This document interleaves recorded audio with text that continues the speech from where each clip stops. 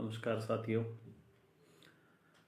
उम्मीद करता हूँ कि आप सभी अपने अपने घरों में कुशल मंगल होंगे और निश्चित रूप से जो ये समय है इस समय का आप सदुपयोग कर रहे होंगे और हमें सदुपयोग करना ही चाहिए, क्योंकि अगर हम समय का सदुपयोग नहीं करेंगे तो फिर समय हमारा उपयोग करेगा, वो हमें बहुत कठिन लगेगा। तो इस विकट घड़ी के अंदर आप सभी से यही प्रार्थना है कि आप अपने अपने समय का सदुपयोग ज़रूर करें। और इसी कड़ी में आज मैं जिस व्यक्तित्व को लेकर या जिस जामानी साहित्य संत साधक को लेकर मैं आपके सामने प्रस्तुत हुआ हूँ, वे हैं संत साहब राम जी राड़।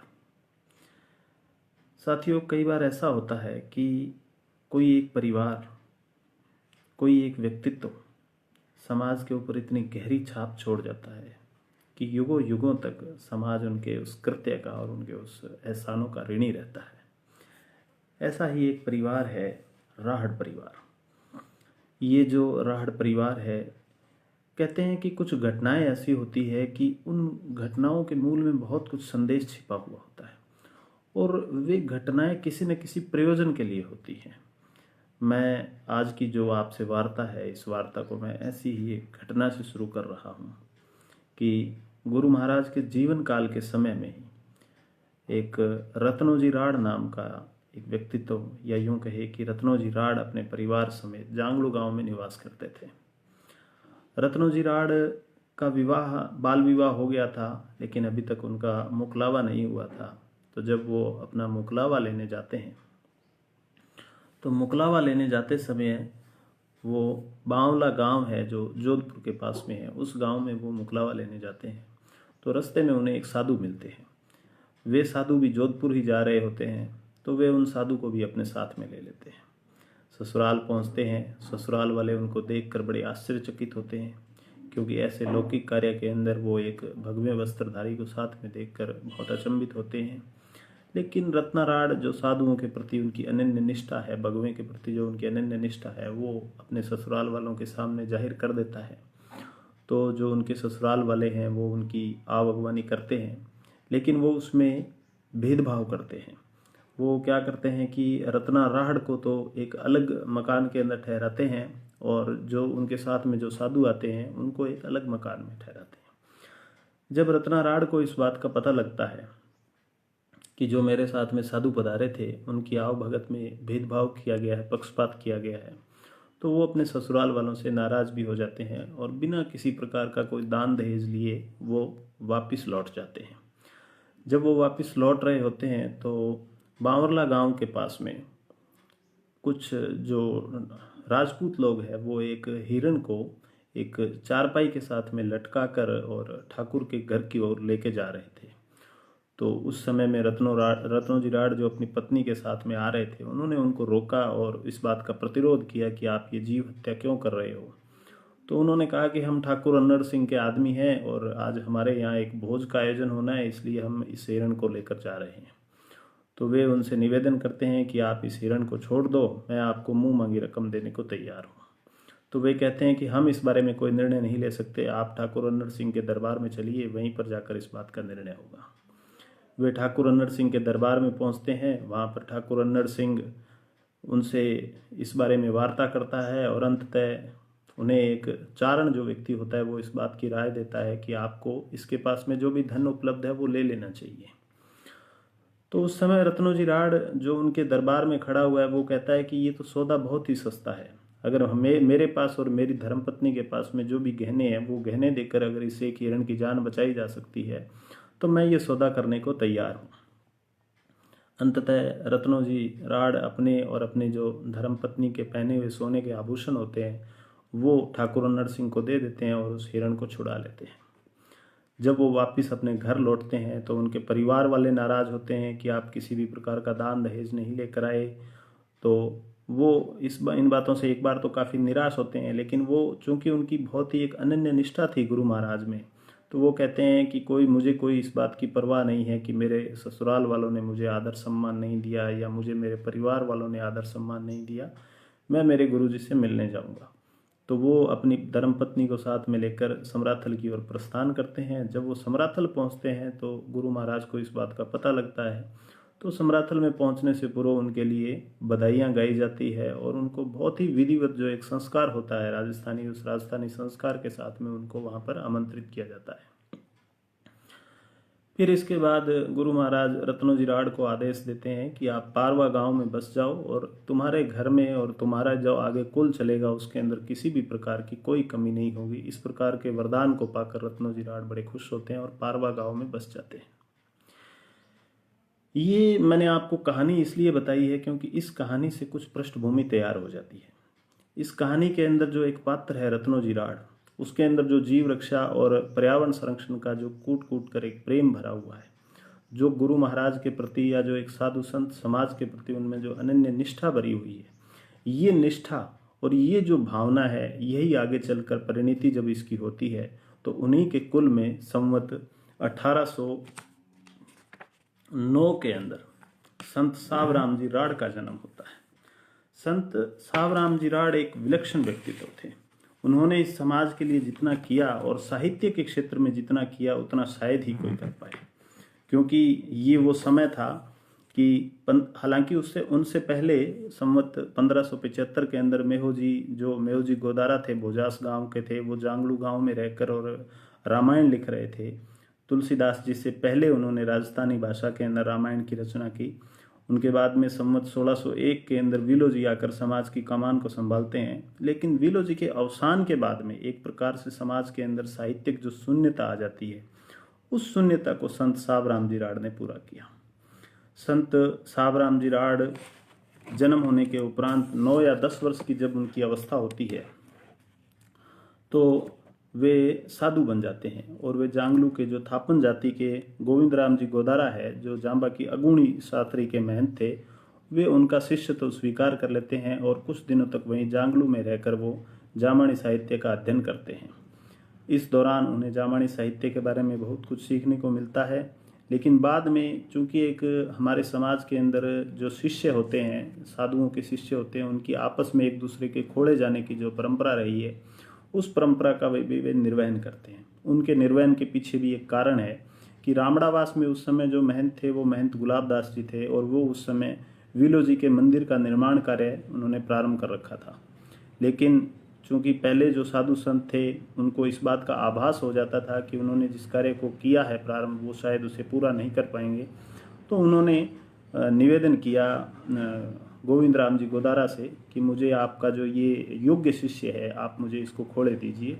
तो उन्होंने जो अपना शिष्य था संत सावराम जी राड़ को उन्होंने उनके खोले दिया। वहाँ पर जाने के बाद में उन्होंने जो जमसार नामक उनका एक सबसे उत्कृष्ट जो रचना है संत सावराम जी राड़ की, उसका उन्होंने जो रचना करना प्रारंभ कर दिया था। लेकिन 1909 के अंदर इनके गुरु जो थे गुलाबदास जी, उनका निधन हो गया।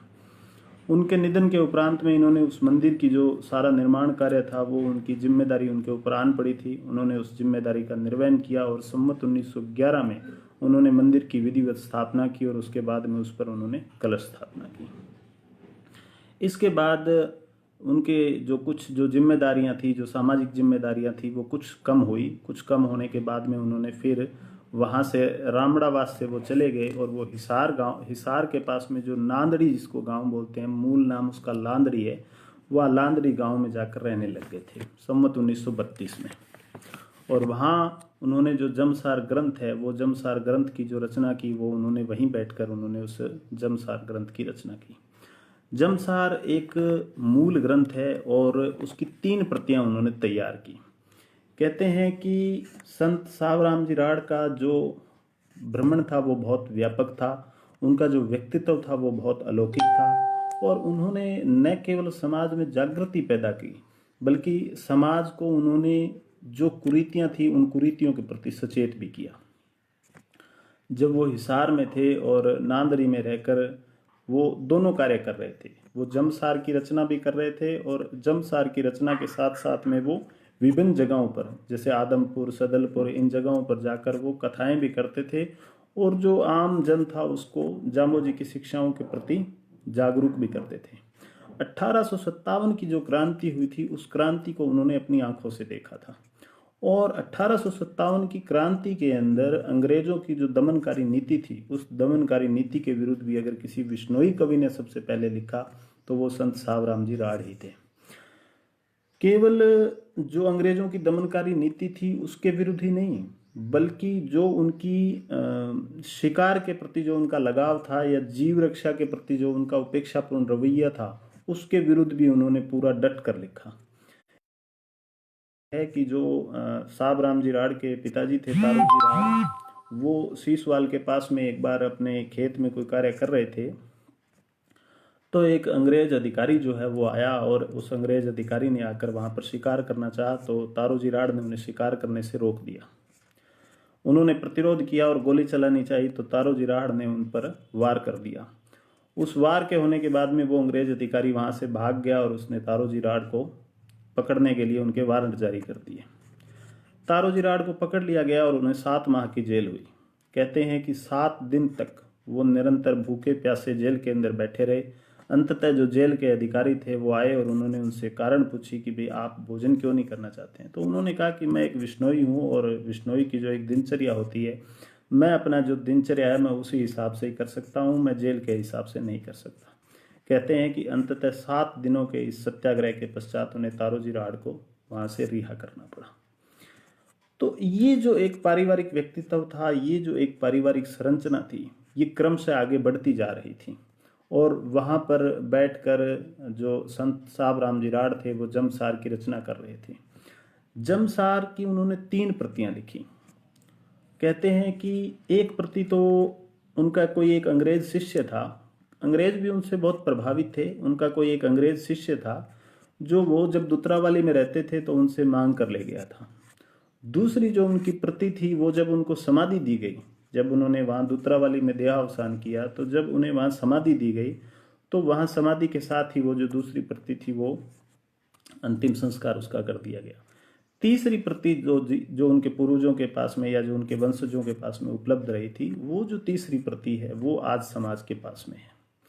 और जामानी साहित्य अकादमी बीकानेर ने वो जो तीसरी प्रति है उस प्रति को आधार बनाकर जमसार प्रकाशित भी करवाया। और प्रकाशित करवाने के अलावा जब 200 साल हुए उनके देहावसान को, तो उनकी पुण्यतिथि पर 3 जो है वो संगोष्ठियां करवाई। एक हिसार में करवाई, एक जहां पर उन्होंने जमसार की रचना की नांदड़ी गांव में करवाई, और एक उन्होंने अभोर में करवाई। तो इस प्रकार ये जो तीनों साहित्यिक संगोष्ठियां थी, इन तीनों साहित्यिक संगोष्ठियों के माध्यम से समाज को संत सावराम जी राढ़ के जो व्यक्तित्व का या जो उनके जीवन का अलौकिक पहलू था उससे समाज का परिचय हुआ। समाज के जो साहित्यकार थे या जो युवा शोधकर्ता थे, उन्होंने संत सावराम जी राढ़ को जाना और उनके ऊपर अपने आलेख लिखे। वे सब जो आलेख है वो इस पुस्तक के अंदर प्रकाशित हैं। ये पुस्तक जामानी साहित्य संत साधक संत सावराम जी, ये जामानी साहित्य अकादमी में उपलब्ध है। आप जब भी चाहें इस पुस्तक को खरीद सकते हैं। कुछ ही दिनों बाद ये पुस्तक आपको अमेजन और फ्लिपकार्ट पर भी उपलब्ध रहेगी। तो मेरा आपसे निवेदन है कि आप इस पुस्तक को जरूर खरीदें। जब हम बात कर रहे थे कि सावराम जी के व्यक्तित्व की, तो सावराम जी क्या है कि उन्होंने केवल ग्रंथ की रचना नहीं की, बल्कि उन्होंने समाज के अंदर जागृति भी पैदा की। उनका एक इसी प्रकार का एक प्रसंग मैं आपसे साझा कर रहा हूँ। एक हरियाणा में एक चिंदड़ गांव है। चिंदड़ गांव के पास में एक जोहड़ बना हुआ है। उस जोहड़ के पास में एक बार कुछ जो मुसलमान हैं वो वहाँ पर शिकार, वहाँ पर उन्होंने कुछ जो गौएं हैं उनको बांध रखा था और उनको उनकी हत्या करने के लिए वे तैयार थे। तो साहब गीता सार विचारे गंगाराम ढाके के द्वारे, साहब उन्होंने अपने खुद के लिए प्रयुक्त किया कि सावराम जी राढ़ उस समय गंगाराम ढाका के द्वार के पास में गुरु महाराज की जो वाणी थी उसका पाठ कर रहे थे। न्यात जमात सुनत है सारी, सामे गायने गिरा उचारी। सारी जो उस समय न्यात है वो उनको सुन रही थी। तो उस समय एक गायनाचार्य ने आकर निवेदन किया कि मैं चिंदड़ के जोड़े आयो मरतो सांड देख मैं ध्यायो, कि मैं चिंदड़ के जोड़े के पास से आ रहा हूँ और वहाँ पर एक मैंने मरते हुए सांड को देखा है। सीसवाल अरु सदलपुर और आदमपुर जान, 84 खेड़ा जुड़िया बाजे तबला निशान, जाम्बो जीरा हुक्म है जीव पर तजो प्राण। तो उस समय जो उन्होंने एक हुंकार भरी संत साहब राम जी राड़ ने, और उन्होंने नेतृत्व किया और उन्होंने आह्वान किया वहाँ की सभी न्यात जमात से कि जाम्बो जी का ये हुक्म है कि यदि जीव की हत्या हो तो अपना जो सिर है वो वहाँ पर जरूर देना चाहिए, अपनी जान है वहाँ पर जरूर अर्पित करनी चाहिए। तो उनके इस आह्वान, उनके इस हुंकार के ऊपर वहाँ का जो समाज है वो एकत्रित हुआ, और जो चिंदर का जोहड़ है वहाँ पर एक संघर्ष हुआ, और उस संघर्ष के बाद में जो मुस्लिम थे वो हार गए और उन्होंने वहाँ पर जीव हत्या करनी बंद कर दी थी। 1857 की जो क्रांति हुई वो क्रांति काफ़ी व्यापक रूप में फैली थी। लाहौर से लेकर जो हिसार है, दिल्ली तक ये क्रांति फैली थी। उस क्रांति का वर्णन भी कुछ अंग्रेज इतिहासकार और कुछ भारतीय इतिहासकार भी इस मत पर एकमत है कि जितना वर्णन संत साहब राम जी राड़ ने उस 1857 की क्रांति के बारे में किया, या फिर अपनी काव्य रचनाओं के अंदर उन्होंने जिस प्रकार से अंग्रेजों को इस बात के लिए फटकारा, ऐसा वर्णन अन्यत्र कहीं नहीं मिलता। धर्म राज करत है जब ही, देत दंड परमेश्वर तभी, सब अंग्रेजा के मन भाई, आटे में चर्बी मिलवाई, कारतूस के चर्बी पासा, खांड घरत में चर्बी बासा, पूर्बियों को दृश्यो पापा, फिर फौज अब आप ही आपा, मेरठ ला आव लाहौर विचाले, फिरी फिरी अज्ञा नहीं पाले। ये इस प्रकार का जो एक वर्णन था, ये वर्णन साहब राम जी राड़ के काव्य की एक विशेषता है। उसके अलावा साहब राम जी राड़ ने उस समय का जो समाज था उस समाज में भ्रमण किया। भ्रमण करने के बाद में उन्हें जो एक विष्णुइयों की जीवन शैली होती है, ब्रह्म मुहूर्त में उठकर संध्या वंदन करना, सूर्योदय पर हवन करना, अनाश्रित जीवों के लिए चारा चुग्गा पानी की व्यवस्था करना, खेती गोपालन का कार्य दिन भर करने के बाद रात्रि में जुमला जागरण और उसके बाद भगवत का स्मरण करते हुए सो जाना, और इन सब कार्यों में भी अगर कोई समय बच जाए तो विष्णु का जप करना, ये जो उनका एक मूल आह्वान था जो उन्होंने उस समय तात्कालिक समाज से किया। वे गीता के भी मर्मज्ञ वक्ता थे, और उन्होंने गीता और जो जामानी साहित्य है उसको कहीं ना कहीं एक नया आयाम दिया अपने जमसार के। कहते हैं कि कई बार कुछ ऐसी भी परिस्थितियां होती है जब साहब राम जी राड़ रामड़ावास में थे, तब उस समय जो उनके गुरुजी थे, जो पूर्व गुरुजी थे, जो गोविंद राम जी गोदारा थे, वो उनके पास गए और उन्होंने उनसे जाकर निवेदन किया कि आपको विवाह कर लेना चाहिए। साहब राम जी राड़ इस वक्तव्य को सुनकर बड़ा आश्चर्यचकित हुए। उन्हें ऐसी आशा नहीं थी अपने गुरुजी से, लेकिन उनके गुरुजी ने कहा कि चूंकि आपके दोनों भाई हैं वो अल्पकाल में ही परमात्मा को प्यारे हो चुके हैं, ऐसे में आपकी जो वंश बेल है उसको आगे चलाने वाला कोई नहीं है, इसलिए आपको विवाह करना ही चाहिए। अंत में उन्होंने अपने गुरुजी की आज्ञा मानी और उन्होंने विवाह भी किया। ये एक उनकी उत्कृष्टता है कि वो गृहस्थ होते हुए भी संत थे और संत होते हुए भी गृहस्थ थे। पारवा गांव की श्रीमती रामी देवी के साथ उनका विवाह हुआ। जब वो नांदड़ी में रहते थे तो सहपरिवार रहते थे, और जब वो दुत्रावाली आकर रहने लगे थे तब भी वो सहपरिवार रहते थे। जब संत साहब राम जी राड़ की वंश परंपरा आगे चली तो उनके पुत्र हुए गणेशी राम जी, और गणेशी राम जी के पुत्र हुए संत कुमार जी राड़। कहते हैं कि संत कुमार जी राड़ और उनके जो पिता थे गणेशी राम जी राड़, उन्होंने समाज के लिए जो किया उतना शायद ही कोई कर पाए, क्योंकि 1892 के अंदर जब अंग्रेजों का राज था और जिनके राज में कभी सूर्य अस्त नहीं होता था, उस राज के अंदर अंग्रेजों को जीव रक्षा के प्रति गणेशी राम जी ने ललकारा, और जो बिश्नोइयों के 16 गांव थे उस समय तत्कालीन जो जहाँ पे पाकिस्तान है, उन 16 गांवों के अंदर जो जीवों की शिकार के प्रति जो पाबंदी अंग्रेजी राज ने लगाई थी वो गणेशी राम जी राड़ के आह्वान पर ही लगाई थी। और कालांतर में जाकर संत कुमार जी राड़ ने अखिल भारतीय जीव रक्षा की स्थापना की, और अखिल भारतीय जीव रक्षा की स्थापना के साथ साथ उन्होंने पूरे भारतवर्ष के अंदर अनेक सेमिनारों में और अनेक जगहों पर 363 जो बिश्नोइयों का खेजड़ली बलिदान था उसको प्रमुखता के साथ में रखा। संत कुमार जी राड़ को इंदिरा गांधी पर्यावरण पुरस्कार भी प्रदान किया गया। तो मैंने जो आपको एक शुरू से एक मैं कहानी बताई थी, मैंने उस कहानी का आप प्रभाव देखिए कि एक रत्नोजी राड़ है जिनके अंदर पर्यावरण और जीव रक्षा के प्रति जो भक्ति है वो कूट कूट कर भरी हुई है, संतों के प्रति जो उनकी निष्ठा है वो कूट कूट कर भरी हुई है, और यही आगे चलकर उनके परिवार में परिणत हो जाती है। आगे उन्हीं की वंश परंपरा में संत साहब राम जी राड़ जमसार की रचना करते हैं। आगे उन्हीं की परंपरा के अंदर आगे चलकर संत कुमार जी राड़ जो आते हैं, जो इस परंपरा को आगे बढ़ाते हैं और जीव रक्षा के लिए पूरे भारतवर्ष के अंदर वो समाज को जागृत करते हैं। डॉक्टर हीरालाल जी माहेश्वरी ने अपने शोध ग्रंथ जाम्बोजी बिश्नोई संप्रदाय और साहित्य में लिखा है कि साहब राम जी पुरानी परंपरा के अंतिम काल निर्णायक कवि थे। उनके काव्य में राजस्थानी साहित्य की अनेक धाराओं और उपधाराओं का किसी न किसी रूप में समाहार किया गया मिलता है। इनके रचित और लिखित ग्रंथों में इनकी सतत साहित्य साधना का पता चलता है। इस क्षेत्र में इन्होंने अनेक बिखरी कड़ियों को एकत्र कर जोड़ने का प्रयास किया था, जो बहुत अंशों तक सफल भी हुआ। आज जमसार बिश्नोई पंथ का आधारभूत ग्रंथ माना जाता है। इनकी शेष रचनाएं भी उतनी ही महत्वपूर्ण हैं।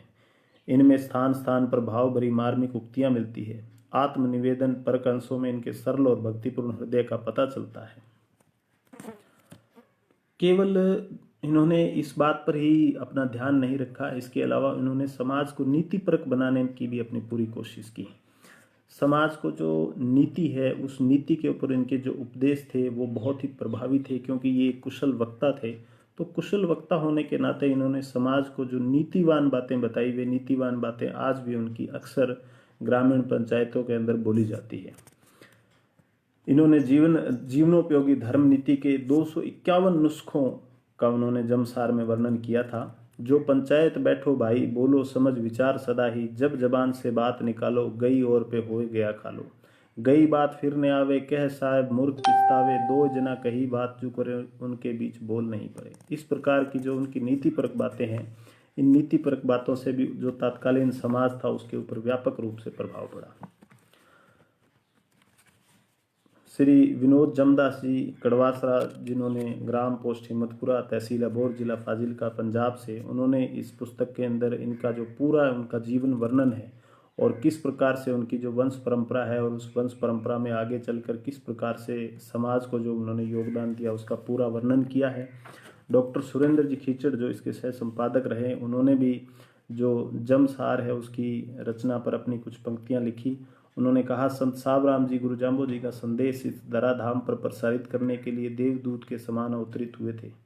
उनका जन्म आज से 200 वर्ष पहले उस समय हुआ था जब हिंदी साहित्य का पहिया रीतिकाल के श्रृंगार व अश्लीलता के कीच में धंस चुका था। राजनीतिक रूप से अस्थिरता का युग था। 1857 की क्रांति को उन्होंने अपनी आंखों से देखा था। हिंदू और मुस्लिम अंग्रेजों की फूट डालो और राज करो की नीति के शिकार हो चुके थे। धार्मिक उन्माद अपने शिखर पर था। ऐसे विकट समय में संत साहब राम जी ने भक्ति की कमान संभाली और कुंद होती भक्ति की धार को फिर से गति प्रदान की थी। इसके अलावा इस पुस्तक में जगह जगह पर जो उन्होंने नीतिपरक बातें की, जो उन्होंने जमसार में जो उनका आध्यात्म दर्शन था, जो उनका दार्शनिक पहलू था, उन सभी साहित्यिक पक्षों की विवेचना की है। मास्टर बंसीलाल जी ढाका ने इस पुस्तक के अंदर एक प्रकार से जो जामानी साहित्य है उसका काल निर्धारण किया है कि किस प्रकार से जामानी जो साहित्य है, जामानी साहित्य का प्रारंभ उन्होंने विक्रमी संवत 1515 से माना है, जब गुरु महाराज ने पहला जो शब्द है गुरु चीन पुरोहित का उपदेश दिया था। इसके उपरांत 1601 में जो विलो जी है वो बिश्नोई पंथ की बागडोर को संभालते हैं। 1673 में विलो जी के निर्वाण के साथ एक युग का अवसान हो जाता है और 1673 से विक्रमी संवत 1948 तक का जो काल है वो जामनी साहित्य का मध्य काल कहलाता है।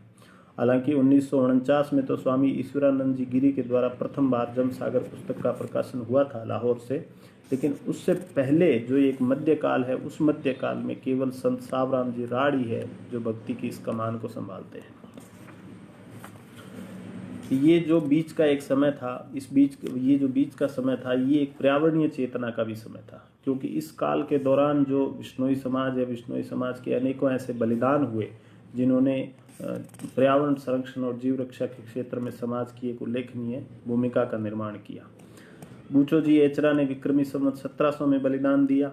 1787 में खेजरली गांव के अंदर अमृता देवी बेनीवाल के नेतृत्व में 363 बिश्नोइयों ने बलिदान दिया और विक्रमी संवत 1939 में रोहिचा कला के चूनाराम जी गोदारा ने जो बलिदान दिया, ये जो बलिदान थे, इन बलिदानों ने जो इस मध्यकाल है, इस मध्यकाल के अंदर जामानी समाज के अंदर जो पर्यावरण संरक्षण की प्रेरणा थी उसको कहीं न कहीं फलीभूत किया और उसको पुरजोर तरीके से उन्होंने समाज के सामने भी रखा। जो खेजड़ली जो घटनाक्रम था, खेजड़ली घटनाक्रम के बारे में भी गोकुल जी बेनीवाल के बाद में जो उसका सविस्तार जो वर्णन है वो संत सावराम जी राड ने किया।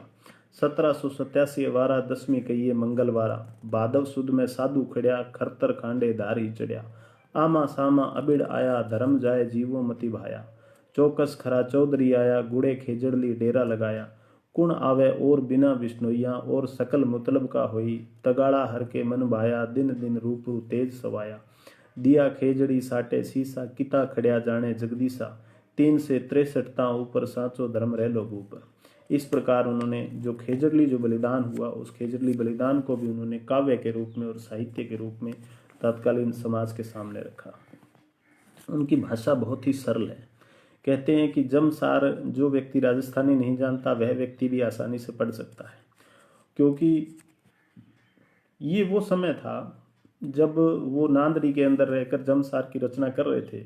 ये वो समय था जब तुलसीदास जी की जो रामायण है वो रामायण जगह जगहों पर गाई जा रही थी, और राम कथा है जो एक प्रकार से समाज के अंदर जिस प्रमुख स्थान रख रही थी, उस समय के अंदर उन्होंने जो जाम्बानी काव्य है उसको जमसार ग्रंथ में रचना की, और उसको बहुत ही सरल रूप में रचना की, जिससे वो समाज के सामने रखी जा सके और समाज के सामने गाई जा सके। आज आप जिन जाम्बानी कथाओं का स्वरूप देखते हो, उन जाम्बानी कथाओं का जो स्वरूप है, जिस प्रकार से मिलजुल कर बैठकर और जाम्बो जी के जो आख्यान है, व्याख्यान है, उनको जो सुनना है, उसका जो मूल जो प्रादुर्भाव है वो संत सावराम जी राड ने ही किया था। संत सावराम जी राड ने ही इस बात का आह्वान किया था कि जो संत है वो समाज की धुरी हैं, और संत ही समाज को एक अच्छी दिशा दे सकते हैं। तो भाषा और शैली की उन्होंने सरलता रखी, मादक पदार्थों का उन्होंने निषेध पर बल दिया, और सबसे बड़ी बात यह है कि उस काल के अंदर वो एक ऐसे बिश्नोई कवि थे जिन्होंने शिक्षा पर बहुत बल दिया। उन्होंने समाज का इस बात के लिए आह्वान किया कि हमें अपनी संतानों को पढ़ाना चाहिए। विद्या नर को रूप है, विद्या ही धनमाल, विद्या सुख भोगन करे, विद्या गुणे गुरु जान, विद्या बंधु विदेश में, विद्या कंठ नहीं आप, विद्या राज सुसन मानो, विद्या बिन पशु कहा है। सामाजिक जो आडंबर थे उनका उन्होंने विरोध किया, स्त्री की जो शिक्षा है उस पर उन्होंने बल दिया, और जो सबसे बड़ा योगदान मैंने आपको उनका बताया कि संत सावराम जी राड की जो पूरी वंश परंपरा है, उन्होंने समाज में भरपूर योगदान दिया। एक वर दियो अवनी धन पावे, दूसर संतत बहु रहावे, अन्न पायनी भक्ति नित रहे है, पूत पोते बत्ती नित जहे। इस प्रकार का जो वरदान उन्हें गुरु महाराज से मिला हुआ था वो आज सदियों तक फलता फूलता रहा है। वर्तमान में उन्हीं की परंपरा के श्री रमेश जी राड हैं जो पंजाब के अंदर जीव रक्षा का झंडा उठाए हुए हैं। तो इस प्रकार से जो समाज सुधार की जो छोटी छोटी घटनाएं होती है, उन छोटी छोटी घटनाओं के अंदर एक बहुत बड़ा अर्थ जो है वो छिपा हुआ रहता है, और उस अर्थ के पीछे कहीं ना कहीं एक आधार रहता है, और वो आधार यही रहता है कि किसी भी प्रकार से जो जाम्बानी साहित्य के सिद्धांत है वो सिद्धांत कभी भी डिगे नहीं। पृथ्वी सिंह जी बेनीवाल है जिन्होंने इस पुस्तक के अंदर संत श्री सावराम जी राड के साहित्य में जो शिक्षा पर उन्होंने बल दिया, उस पर उन्होंने बहुत अच्छा एक आलेख लिखा है। इसके अलावा डीएवी जो विश्वविद्यालय है उसके सहायक प्रोफेसर हैं, और इसके अलावा श्री मोहन जी बिश्नोई हैं, उन्होंने उनके काव्य में जो सामाजिक चेतना है, सामाजिक चेतना पर भी उन्होंने बहुत लिखा है। कुल मिलाकर यह जो एक पुस्तक है, यह पुस्तक संत सावराम जी राड का जो व्यक्तित्व है और उनके वंशजों का जो योगदान है उसके ऊपर एक भरपूर प्रकाश डालती है, और जिस भी किसी भी बिश्नोई को या किसी भी बंधु को इस पूरी वंश परंपरा का और इस पूरी वंश परंपरा का जो सामाजिक योगदान है उसका अध्ययन करना हो तो निश्चित रूप से यह पुस्तक बहुत ही लाभदायक सिद्ध हो सकती है। संत सावराम जी संत होते हुए भी गृहस्थ थे और गृहस्थ होते हुए भी संत थे। वे कुछ कोटि के कवि, भावुक भक्त, प्रखर समाज सुधारक, कुशल संगठनकर्ता और विविध शास्त्रों के ज्ञाता थे।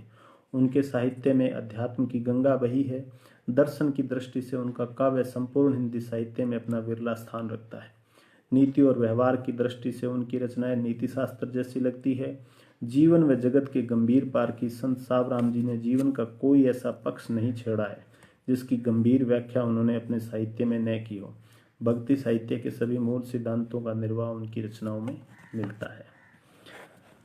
मेरा उद्देश्य यही था कि जो इस प्रकार के व्यक्तित्व हैं वो समाज की जो स्मृतियां हैं उनसे गायब ना हो, समाज की जो आगे आने वाली पीढ़ी है वो इन प्रकार के जो व्यक्तित्व है इन व्यक्तित्वों से सीख ले और ये व्यक्तित्व हमारी स्मृतियों में जिंदा रहें।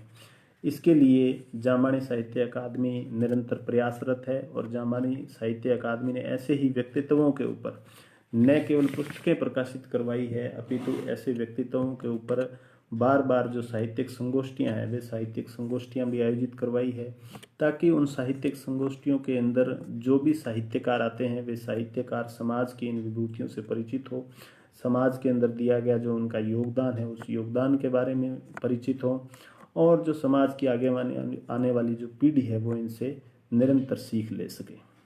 तो संत सावराम जी राड़ ऐसे ही एक भरपूर व्यक्तित्व है, ऐसी ही एक भरपूर वंश परंपरा है जिसमें रत्नों जी राड़ से लेकर संत सावराम जी राड़, तारो जी राड़, गणेश जी राड़, संत कुमार जी राड़ और उसके बाद में रमेश जी राड़, ये जो एक बहुत लंबी जो वंश परंपरा है ये वंश परंपरा सदियों से इस समाज की सेवा कर रही है और समाज की सेवा में संलग्न है। जीव रक्षा का और पर्यावरण संरक्षण का झंडा ये उठाए हुए हैं। हम पूरा अकादमी परिवार और पूरा समाज जो इनके कर्तव्यों को नमन करते हैं। इनके अलावा धीरे धीरे हम इस कड़ी में आगे कुछ अनेक ऐसे व्यक्तित्वों के बारे में भी जानेंगे जिनसे समाज बहुत कम परिचित है। मैं अगली कड़ी में आपके सामने जो मेहो जी गोदारा है, बोजास गांव के रहने वाले थे और उन्होंने तुलसीदास जी से पहले ही राजस्थानी भाषा के अंदर रामायण की रचना की थी। ये जो रचना है ये भी अभी तक समाज से या यूं कहे कि जो साहित्य समाज है उससे काफ़ी अछूती रही है, लेकिन अब रामायण के रूप में इसको प्रकाशित किया गया है जामानी साहित्य अकादमी के द्वारा। हम इस पर भी चर्चा करेंगे। तो मैं उम्मीद करता हूं कि आप सभी इन चर्चाओं से ज़रूर लाभान्वित हो रहे होंगे और समाज की जो ये विभूतियां हैं इन विभूतियों के बारे में आपको जानने का अवसर मिल रहा है। आपका बहुत बहुत धन्यवाद। केंद्र सरकार और राज्य सरकारों की एडवाइजरी का पालन करें, अपने घर में रहें, स्वस्थ रहें, स्वच्छ रहें, सुखी रहें। आपने इतना समय दिया, आपका बहुत बहुत धन्यवाद। अगली कड़ी में फिर मिलते हैं।